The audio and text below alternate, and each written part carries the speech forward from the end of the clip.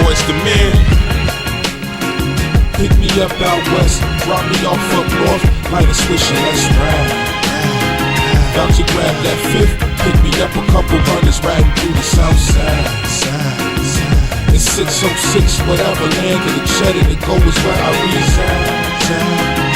The Shy's the place to be, look what it made the G, I'm ready to ride. I am not stopping your shine, but I stay on time with these lines that I design.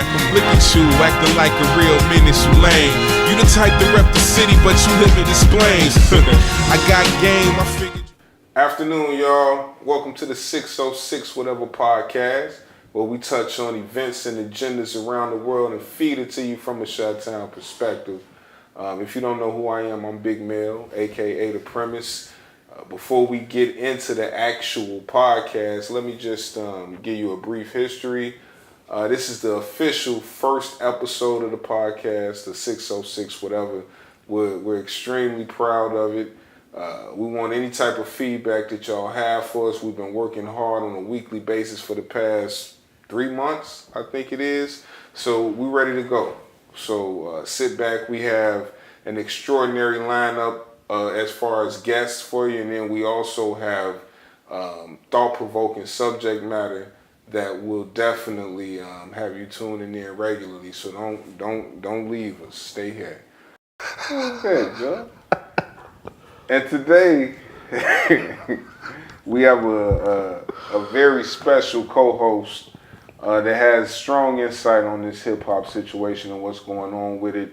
One of my brothers, he's a Chicago hip hop artist, producer, a writer, a hip hop activist, I like to call him. My man, Big Dawg. What's happening? Big Dawg, what's up, man? How you doing, brother? We good, man. Chilling, man. We're gonna touch on a couple issues with this hip hop thing, and obviously, I want your insight. Indeed. Before we actually get into all that, let the people know any type of accolades you got as far as projects, past, present, future, what you got going on. Just let them know about you. Past projects, of course, you know, the Dracon thing, of which we were 2 members of. Absolutely. Had a song called Sex in the Bubble Lex back in the 90s. I wasn't on that though, man.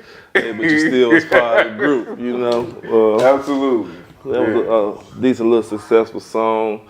Wound up coming out with a little mixtape called Sophisticated Ignorance. Okay. It's pretty cool. Right now I'm working on a project called Real, which is Realize Everybody Ain't Loyal.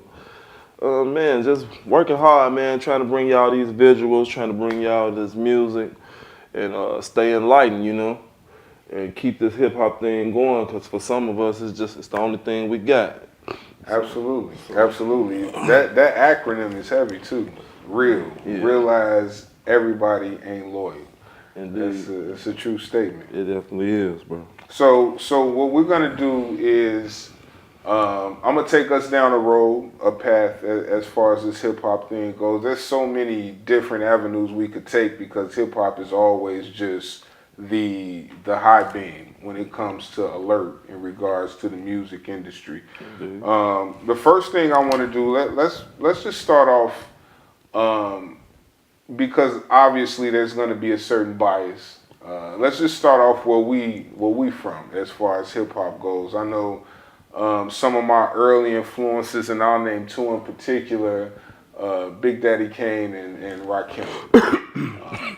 I took to those guys simply because the flow that they manifested. It wasn't necessarily the lyrical content, but the flow, how they produced what they were saying on the beat, kind of turned them into an instrument on the track as well. And then I kind of stuck to that scenario from day one. But you got to pay homage to... Well, for me, you know, it's like the other side of the spectrum. So I was more on the Eazy-E's and NWAs and, you know. Absolutely. So like West Coast thing, you know, even though like most feel like hip hop was originated in New York, you know, and it came from that and everything like that, it wasn't introduced to me from that spectrum, you know what I'm saying? It was like gangster rap, you know, and that's how I got introduced to it. So it was just like, man, when you look at, it wasn't, and to be honest, bro, it wasn't really until I really met y'all, you know what I'm saying, and I started really That you listening introduced to up yourself north, to. up north. I call it up north music, you know what I'm Yeah. saying, because it's way different from what the West Coast, Absolutely. you know what I'm saying, and the down south thing was. So if you don't really kind of get that verbiage he put in what we were talking about, he from out west, I'm from up north. Um, that's another stigma we could talk and speak about, right? Because so the north side of Chicago was viewed as hip hop, like we listened to New York side and all this actual East Coast hip hop. The West Side and some parts of the South Side, there was a little, it was a line split between them. Some of them did the hip hop, some of them did West the Coast, turn up music, the West Coast music. the gangster music. I think that's just a situation of us being in the middle of everything, the Midwest. You know what I mean? I think that's what that could probably be labeled as. But what I want to do is kind of, go into, obviously we want to pay homage to the Cool Hertz, the Fabulous Five, African Bombarded, these guys who kind of laid the platform in order for us to do what we this. doing now. Right? But I fell in love with 90s hip hop, right? So 90s hip hop is where Big Mel as the artist blossoms in a sense. You know what I mean? So I want to kind of touch on where hip hop was in the past and where it's at now. Not necessarily compare and contrast it, but has it gotten better? Has it gotten worse? And this is just from I want to speak on everything. I want to speak from a creativity aspect, from an entrepreneur aspect, from indie aspect, just all that stuff. Where is hip hop at right now? The path is going down, and is it a bright future for everybody that is basically engulfed in the hip hop scene? My opinion of it, I think it's in a great space right now. A lot of people would beg to differ with the way that the youngsters doing it, but you can't judge them off how they doing their music. You know what I'm saying? It's different. Everybody has different genres that they like to listen to. So you got this person that, like me, I'm not an auto-tune person. But you got this person that might really like that. You know what I'm saying? So it's just like, man, I don't think, like, a lot of people try to blame the shorties, but then I say this. Me personally, the thought process of what they talking about, most of it I can't relate. But I will say this: they turned up 100, 200% on the independency. You know what I'm saying? Something that they were not doing back in the 90s, that it was hard to do. So you have to commend them with that, you know what I'm saying? Because, man, they working for themselves, you know what I'm saying? Which gives them a platform to be able to be artists who are not controlled by radio labels to, like, hey, you need to put out this type of song. They doing what they want to do. So in a sense, they own bosses. So that's cool. But I also believe that most of them don't respect the craft. You know That's what I'm saying? another thing I want to get into. And like, when you don't respect what was set forth for you to be what you are today, you kind of setting yourself up for self-destruction. So let me ask you this, right? And I heard this situation from Snoop. Like, Snoop made a statement that kind of made sense to me, but I really wanted to dig more into the interview.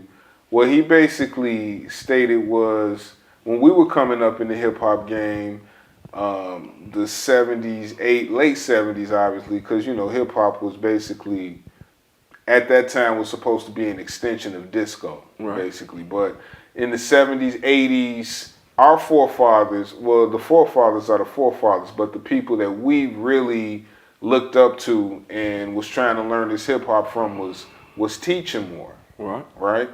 And when we grabbed the baton, it was just a lead by example without words being taught. So at that time, if you don't parent something, it could lead to the person that's learning from you, it could lead them to think that either you don't care, you just want to criticize all the time, you know, and then that's going to cause them to rebel as well. That's human nature too. Yeah, right.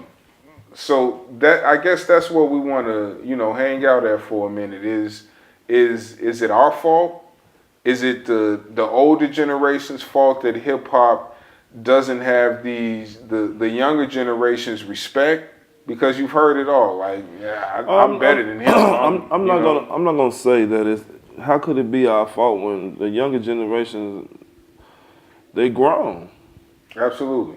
You know what I'm saying? So that's like telling another grown man what to do, especially if what he's doing is working for him. They don't start grown though. Yeah, but nigga, when you start making money, you grown in your mind. Absolutely. No. You know what I'm saying? And if I'm 16, I'm 17 years old, and I done developed a way to make me thousands of dollars without no help from this individual, that individual, I did this. Nigga, I'm grown. Yeah. So who are you to tell me to fix what's working for me?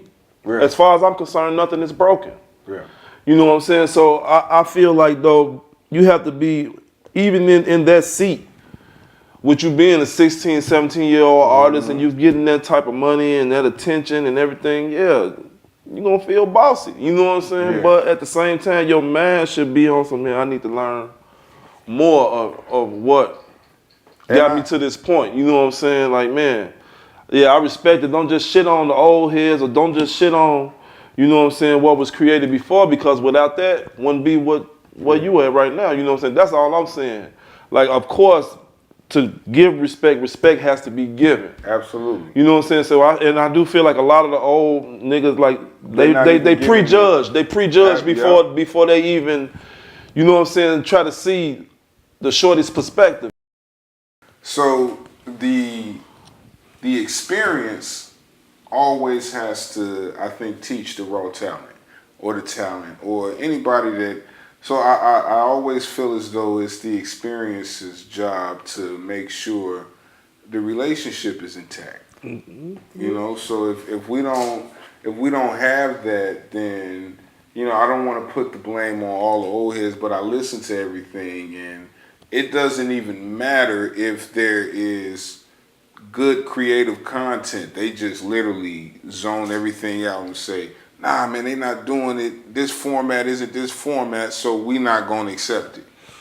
Which is, you know, which is kind of, in a sense, I don't want to say is just, you know, hatred and things of this nature, but you always have to feed new opportunity with the stuff that you've already been through. You got to feed it to them and let them know. And that way they'll pay homage to you because they know you're working with them and not against them. Well, and I also believe that it's not so much as hatred; it's more of fear of change. And that's the word. That's the word I use just to bring something out. Like why? Like what's going on? And you answered the question partially. Like I bring that word out, and then we figure out. Is it hatred or is it just something else? But the overplay is hatred, because that's what, you know what I mean? Maybe I didn't get this far in mine, and you doing this, and whatever it is, if you really feel that way about the craft. But that's anything in life, though, because if you see somebody doing something, you're going to always say what it took for you to get it. Because you can only base it off your own experience. Absolutely. But you cannot be mad because he found the loophole. You know what I'm saying? It's like, man, I had to fucking push CDs out my trunk, and I had to motherfucking go talk to this nigga. We was traveling to this record label. Now, you mad because it's, so to speak, more of a push of the button thing. They got the easy button. Pow! You know what I'm saying? And shit could be spread throughout the world at the click of a button. And maybe it's not just completely the path as far as me getting upset with things were easy for you because you were able to find a loophole. Maybe it's you wouldn't even be looking for this loophole if I didn't create this platform for you. I mean, I get that. So there's just two, and I'm playing devil's advocate right now. And so I there's get two that. sides of to both stories. everything. Yeah. But at the same time, it's like, man, at what point do we be like, okay, well, I see how you doing it? Or at what point do they get to the point when they be like, okay, big homie, how y'all was doing it was like this. Let me show y'all something. Because you ain't never too old to learn some shit. Absolutely. You know what I'm saying? Never. So I feel like even if you've made it in this craft, there's still some learning to do. There's still some brushing up that you can do. There's still, you can better yourself. Like, it's untapped potential in those who are successful as well. You know what I'm saying? It's just so much fucking, I think like hip hop is bred us to be big egos and boastful. And, you know what I'm saying? Yeah, absolutely. Well, that's the nature of the sport. The Right. nature of the sport is the battle. And Exactly. hip hop is more so similar to sports, period, than any other genre of music, right? Like, because they're competing to try to get these accolades at these award shows, but we compete on the entry level side of it, right? Mm-hmm. Like we're battling like in front of each other. So I mean, at the end of the day, it is a certain competitive nature to it, but we gotta let each other grow, even if we're completely different. And it leads to our characters more so than the artistry of the music, because we've accepted different music in the past. All out of East Coast and the West Coast, that was two different entities, and it was accepted, even though like some of it is. The genre was similar to, you know, we still giving lyrical content, we still telling stories, but at the same time there was different beats. Like a Premier beat is different from a DJ Quick beat. You know what I mean? So that was an acceptance as well, because even through the Biggie and Pac scenario, there still was a certain respect among the artistry. Yeah, and that happened. When that happened, then there was separation. But for the most part, we accepted each other, and I don't think we're doing that now. For whatever reason, I don't know where it stemmed from, but I don't think we're doing that now. Yeah, because it's like everybody got this wall of combat up. Absolutely. Like, nigga, you can't talk about my shit. You know what I'm saying? Like, nigga, you can't be opinionated about my shit. Okay, you don't like my shit, fuck you and everything about you. Or, I don't move business how you move business, so cause I don't want to fuck with you, fuck me. You know what I'm saying? It's just like, I think like in hip hop now, it's a lot of clout chasing going on. So basically, you're saying niggas are sensitive as well. Yeah. Right? So if the minute you say something about my craft, instead of taking that as constructive criticism, but maybe the one criticizing is not being constructive. Maybe you know, not. maybe they just but like. when is it that you look at criticism as being constructive? Like, if somebody's criticizing your music, like, okay, you might listen to it, but instead, who the fuck this nigga think he is? Like, to say that. So, you know what I'm saying? To stick to the definition of it, right? Like, so if you're saying, man, your shit whack, bro, like, and you don't have any. That's not constructive criticism. But if you say, man, like, on that first verse, you came a lot harder, and then this verse was, you know, it fell off, and then the third verse fell off even worse. So realistically, people is gonna lose interest after the first minute of your. Yeah, but an artist gonna understand that. Yeah, an artist is right. But it seems like we not understanding that. A lot of people gonna look at that shit to be on some, man, he hating. It's like, man, when I put this song on, this is the hottest shit that's ever gonna be, you know what I'm saying? And can't nobody tell me nothing else. Yeah. You know what I'm saying? Now if that particular song is doing good halfway good on streaming or downloads or anything, now your man really like, nigga, I got the recipe. Yeah. You know what I'm saying? So when somebody be like, man, bro, the first nigga that be like, oh man, I really don't like that shit. That shit cool. So let me touch on this topic. As far as just where hip hop is right now, from an entrepreneurial standpoint, from an indie standpoint, I think the biggest misconception is we're not we're not having a issue with the growth of hip hop from a financial aspect, right? That's Not what at we're all. talking about right now. Not at We all. want to make that clear. So we have different artists, right? It's not like it used to be. We got our Chance the Rappers, our very own Chance. We got our Chance the Rappers. We have our Fetty Waps. We have our Rhapsodies. We have our Young Thugs. That's just basically built an empire from being an independent artist when they started off. So we want to kind of make that situation clear that we're not. There's no hatred towards that. There's never been hatred towards that, in my opinion, Big Dawg, because I share some of the. I don't hate any of. Listen, bro. I look at it to be like this. It was all an opportunity for whoever or however that you had to get away from the situation that you were in. So most people that rap trying to get to that bag so they can remove themselves up out of a dangerous situation. Hence, some might be game banging and talented, but that, you talented, but you in this situation. You know what I'm saying? So it's like, man, you're not at fault. Like, are you at fault for being talented in a fucked up situation? And I got a way to get up out of this, so I'm gonna tell my story. You know what I'm saying? Mm-hmm. So I don't hate that at all, bro, because it's like, man, the minute I get an opportunity, I'm gone. You know what I'm saying? And that's for anybody to be successful. You know what I'm saying? The thing about it all is when you get that opportunity and you have that platform and you're not living that life no more or you're not around it, do you continue on putting out a negative stint, so to speak, as far as like, man, okay, now I can talk about how this shit changed me. You know what I'm saying? Now I can talk about, you know what I'm saying, this and that. Okay. But I do believe in some instances the radio executives and like they have a big part in playing on what comes out from these artists because they're telling you what the people want to hear. They do, but now there's been like even amongst our culture, and one of the things, and this is a totally different issue. We'll touch on that on one of our sports segments.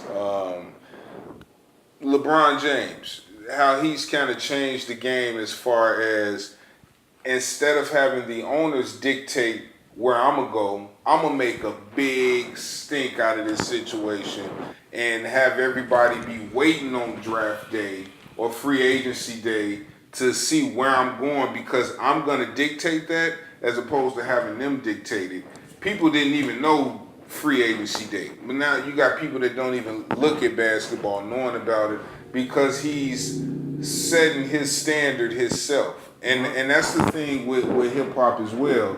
Now we have that platform to set our own standards.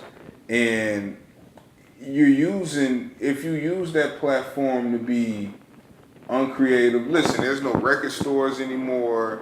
There's not, Napster is not as relevant as it was.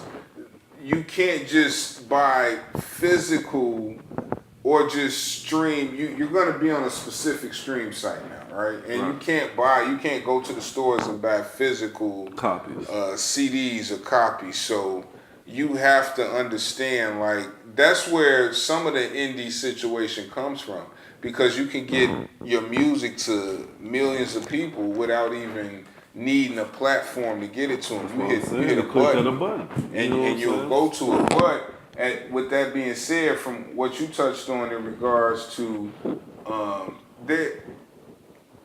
I think the music itself is more influential than somebody hovering over you, right? Like, because you can set if we have the opportunity, if we've ever had the opportunity to set the standard for what we put out there, it's now more than any time it's ever been, right? Indeed, because you don't have no one telling you how and when to do it. So with where hip hop is right now, let me ask you this, and I definitely want your opinion on this. Is there a lane for? First off, let me paint the picture. Like, hip hop is more prominent with with the side of rap that the old heads don't appreciate, right? Like it's pretty big over there. The lyricist storytelling side of it is it's getting back to where it's trying to get back to being prominent, right? Because you got your Kendricks, your J. Cole, so forth and so on. But is there a lane? Is there a prominent lane for lyricists and storytelling? Of course, I think it's a lane. I think When I say that, I think it's room for everybody, bro. but when I say that, let me not. Is there a lane for domination as far as storytelling? Because in the '90s and the early 2000s, that side of it dominated hip hop, right? That side dominated it, of course. Is there a lane for that now where we could have equal opportunity? Like these guys over here are making the money that they need to make, and they're expanding their brand, and it's huge. But these guys over here are expanding their brand and making the money they need to make as well. And nobody is fussing and arguing. That's never going to stop because human nature, competitive nature is competitive nature. I get that.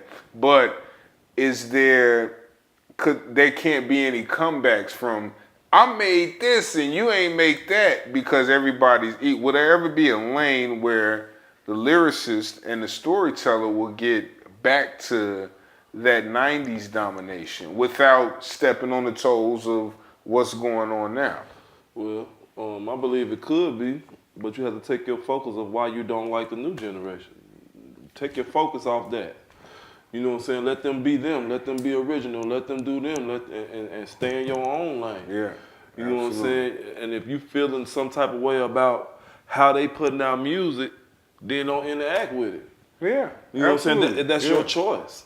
You know what I'm saying? And I feel like, man, at the end of the day, if you put a negative focus on something, you can't put a positive spin on what you're trying to do. So if I'm negatively always like, man, I don't like the way they doing this, I don't like the way they doing that, but I'm not doing nothing positive to put the way that I want it done out. You know what I'm saying? And show them like, man, well, this type of music I like. You know what I'm saying? Or this the way I'm gonna do it. I'm in my lane. I'm focused on my lane about the music. I want to do it because if you really look at it, there's still a lot of people like us who want to hear music with storytelling and stuff like that. You know what I'm saying? I'm glad you touched on that though, because I honestly feel like we are the minority when it comes to this. Because most of the ones that want to hear are people in our age genre.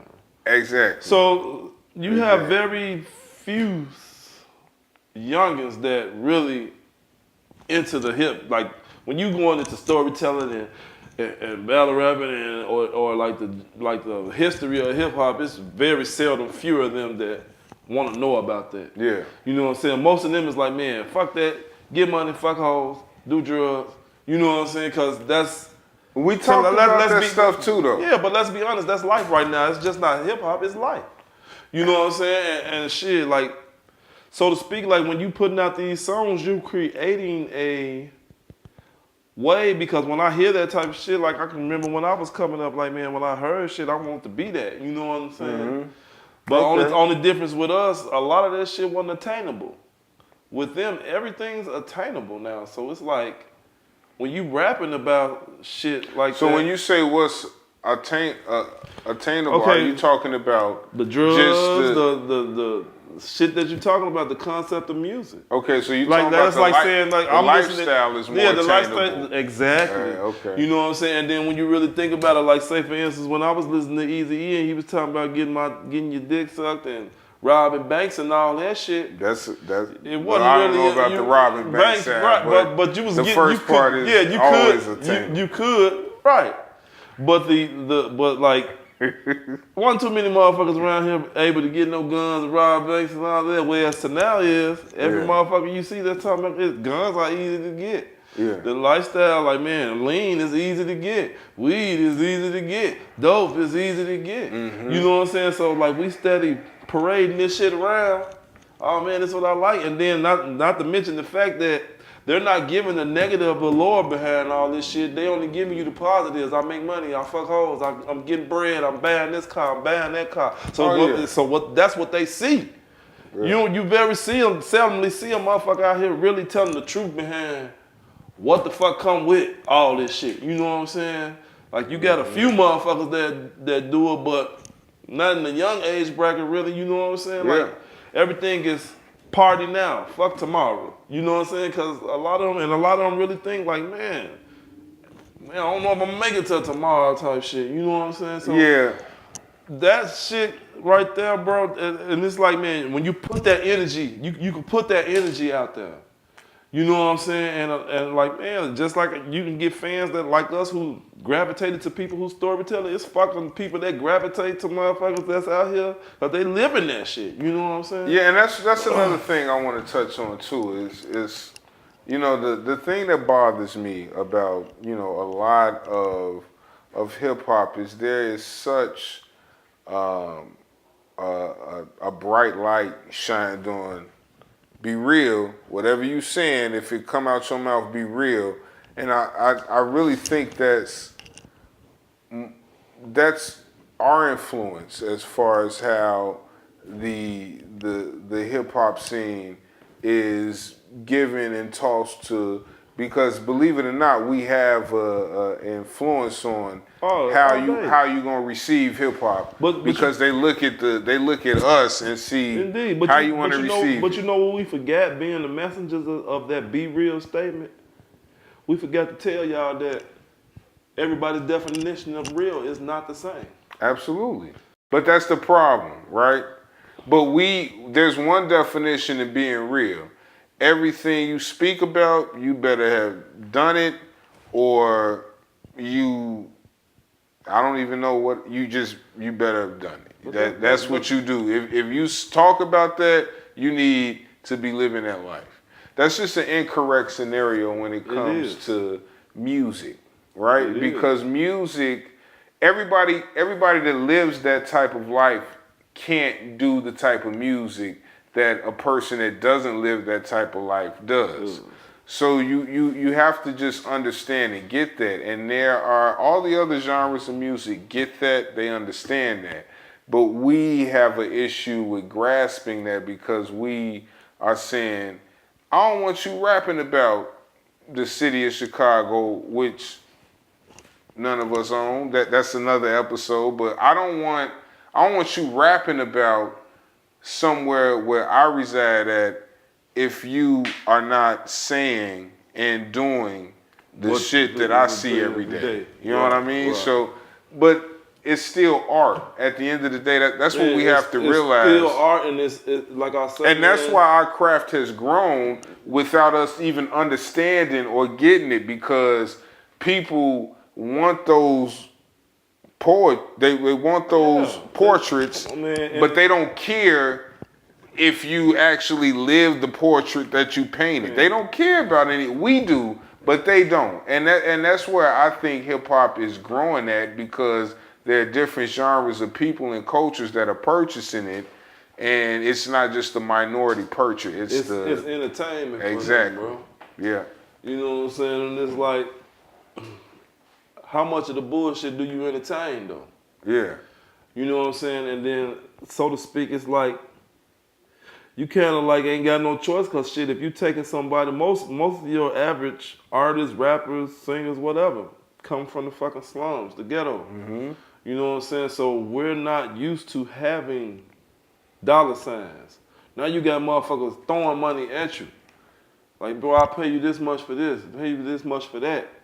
You know what I'm saying? So it's like, by you not never really being around that, you know, some of us are like, if you do get to that point and like, man, you learn how to deal with it and become your own person, but some of us don't never get that shit. You know what I'm saying? And I feel like that's an overplay for the underlay as well. Like, they want us to believe that from a hip hop aspect, the artist that makes it is always from the slums. It's always just not doing well.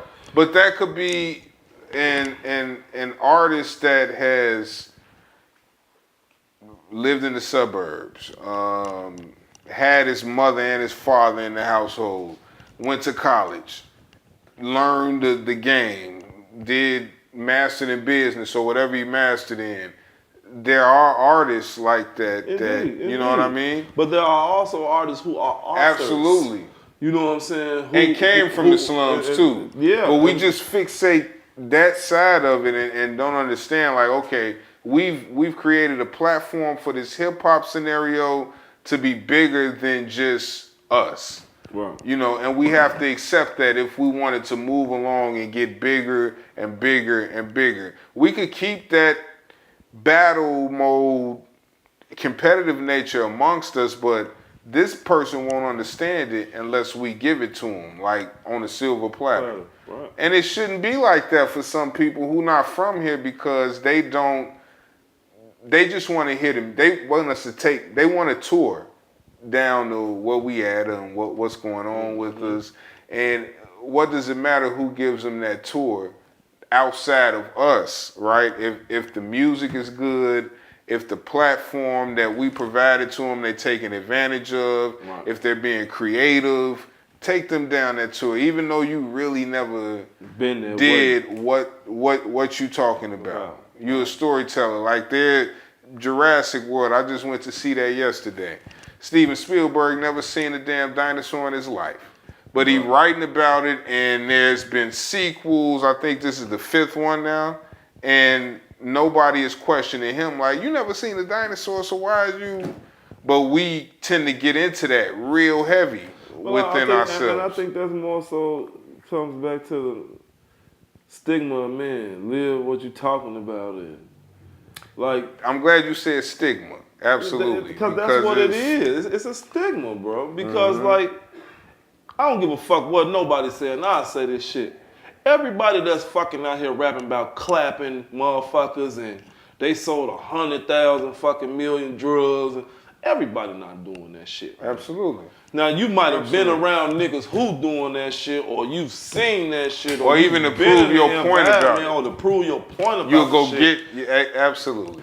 So it's like, man, kudos to the motherfuckers who really do have to live that shit. I hope y'all fucking get in this rap business and never have to do that shit again. But it's just like, you're painting a picture of what you see. You know what I'm saying? So, man, is it like I said earlier, is it my fault that I was born in the fucking ghetto and I got talent and I could do and speak on how I speak on it? No, that's not my fucking fault. Yeah. I didn't create this environment. I was just put in it. Mm-hmm. You know what I'm saying? So, man, I'm going to speak on this environment. I'm going to speak on what I've seen. I'm going to speak on, like, different shit I know. You know what I'm saying? So, yeah. I think we as artists have to start respecting and valuing each other as artists. Exactly. Period. Don't let your personal background bleed into it, because we don't do that in corporate America. We don't do that bro. When we get anywhere. Treat this as a profession first. If we're not asking you to just hang out with the guy, you know what I mean? And because he didn't work out at the same gym you worked out at, you wouldn't discredit him if he was, somewhere. If this was any other profession, you wouldn't do that. Right. So my point is, make sure you just respecting the business side. And if this guy is doing numbers and doing what he's doing and he's leaving you alone, it is. If you accept one, you got to accept the other. We can just agree to disagree. Absolutely. You know what I'm saying? That's a perfect way to end that. My question is, with this new school and old school beef, there's obviously a great gap in the bridge, right? What can we do to close that gap? Who has to take responsibility to move that gap? But that responsibility lies on both sides, both parties, bro. Who has more of the responsibility? Well, of course, the older generation has more of a responsibility because in a way you're teaching or you're trying to teach. Yeah. But it gets frustrating if you're trying to teach upon deaf ears, and I don't know if that makes sense. Absolutely. A lot of motherfuckers want to help younger generations, but a lot of the younger generations believe that they know what they know and don't want your fucking help or I did this shit myself and it's so to speak of a tag or a crown. Like, man, I did this shit myself to say that, man, I did it myself. Did we think You know like what I'm that saying? back then? Honestly. We did. Okay. We What was did. the difference? The platform. The difference is they can actually do it now. I mean, what was the like- difference with how we're not accepting their independent? And I think their independence is that I think there's always a clash between the two. I'm not even talking about the independence. I'm talking about respect for who laid the platform. Well, we always for had your respect because we independence. were being taught, and we wasn't. It wasn't being spoken upon deaf ears. We were So it goes willing back to to what listen. we talked about earlier. We were willing to listen. Shout out to Snoop. That was, You know what I'm saying? So that it's was just pretty accurate. so it's just like, man, if you're willing to listen and learn, you know what I'm saying, then yeah, that respect will grow inside of you because you'll eventually have understanding. Yeah. I think it's more so of a lack of understanding between both parties. You know what I'm Absolutely. saying? Like, we're not trying to understand each other. It's more something, I did it like this. Y'all, the way y'all do it, and I don't like it. Then they like, man, well, shit, the way I'm doing it is working. You just mad because it didn't work like that for your ass. You know what I'm saying? So basically, man, there's homework to be done on both Period. sides. Period, So bro. with that being said, let's do homework, guys. You know, let's make sure we are not only just understanding each other, but respecting each other as well. If there's an issue on this end, let's talk about it instead of just wanting to put a diss record out, or instead of just not understanding where either side is coming from. I think right now there is an extreme level of business on both sides. Like the old heads who didn't understand it because of the technology that was lacking back then, and the newer guys who have the advantage of the technology. Even the old guys are learning the technologies and the aspects way more than they did when they were coming up. Let's understand the business side first, and then we could talk about creativity. We could talk about how you need to pay homage to who laid the platform for you. We could talk about that, but without the respect side, we can't even talk about any of that really. So keep that in mind as you do your project and they do their project. We all in the same boat, man. We're viewed outside of this box the same way from the people that's viewing it outside of the box. So let's just keep that in mind and use this platform we have to do big things. And I'm talking ownership things, but that's something different. That's another episode. So stay tuned. With what we doing at 606 whatever. Big Dawg, that was some high powered situation. I appreciate that. Thanks for having me, bro. Absolutely. You know, we'll continue to do what we do. So there it is. The 606 Whatever podcast. We want to open up the first episode with speaking on where I'm from, where I come from, where my man Big Dawg comes from, where 4835 Studios come from, hip hop. We kind of wanted to put that in the forefront. We want to talk about it. This issue isn't resolved, and I don't know when it will be resolved, but we definitely want to shine a light on it, and I hope we did that today. So this next segment I want to get into, it's a segment we got. It's called Stop Playing. Basically, it's going to identify the overplay for the underlay. And we want to get into a specific topic in regards to the Stop Playing right now.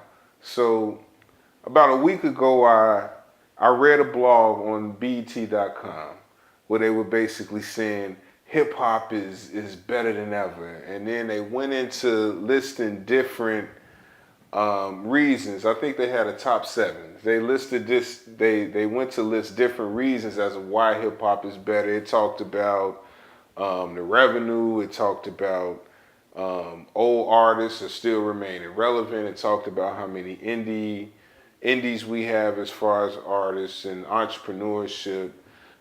I got to get at a big stop playing, man. At the end of the day, nobody is mad about that side of the spectrum. And this is what bothers me about platforms like a BET who is owned by Viacom at the end of the day. It just it misconstrues our worries and our regards to certain things. Like, we are literally wanting, there's a disconnect between the new school and the old school because one, the old school feels as though the new school they're not using creativity, they're just using this hip hop platform and the redundancy of it and follow this, and you'll make a hit. They're using that and they're overextending it.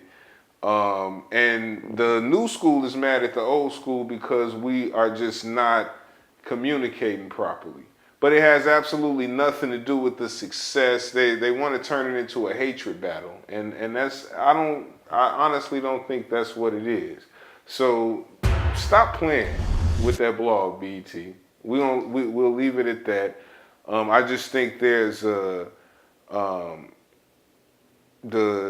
the disconnect has nothing to do with that, but they'll play it as if it does, and that'll make the situation completely different from what it really is, dissipating the initial argument and just leading us to be bickering and going back and forth with each other about something that commercial media wants us to do.